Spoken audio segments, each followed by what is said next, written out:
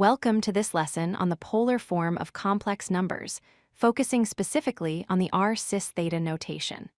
By the end of this video, you will understand how to express complex numbers using magnitude and angle, rather than just grid coordinates.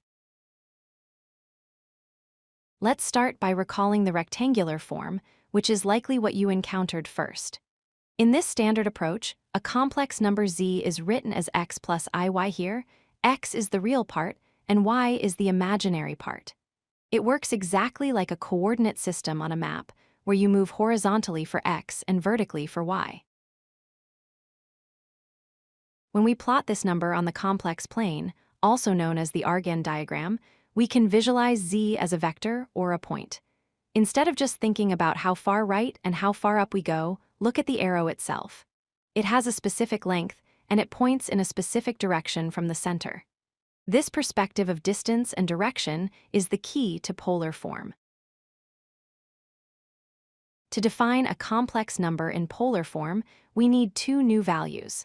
First is the modulus, denoted by r, which represents the magnitude or length of the vector.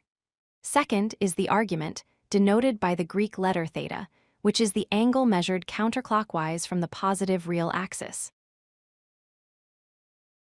Calculating the modulus, or r, is straightforward if you know the Pythagorean theorem. Since the complex number forms a right-angled triangle with the axes, the length of the hypotenuse is the square root of x squared plus y squared. Remember, since it represents a distance, r is always a non-negative number.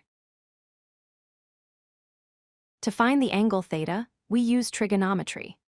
Specifically, the tangent ratio connects the opposite side y and the adjacent side x. Therefore, tangent of theta equals y divided by x. To solve for theta, we take the inverse tangent, or arctangent, of y over x. Be careful, though. You must adjust the angle depending on which quadrant your complex number lies in. Now, let's connect the dots.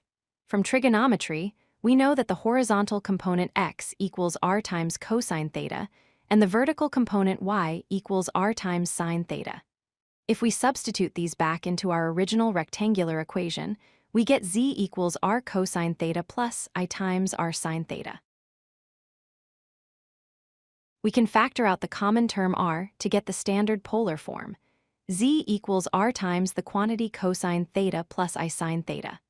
This form clearly separates the magnitude r from the direction, which is described by the cosine and sine terms. Writing out cosine theta plus I sine theta every time can be tedious. Mathematicians often use a shorthand called cis, which stands for cosine I sine. So, we simply write z equals r cis theta. It is a compact and efficient way to express the exact same concept. Let's summarize. We started with the rectangular form x plus iy. We found the modulus r using the distance formula, and the argument theta using arctangent. This gave us the polar form z equals r cis theta. For example, if we have the number 1 plus I, the modulus is the square root of 2, and the angle is 45 degrees. So we write it as square root of 2 cis 45 degrees.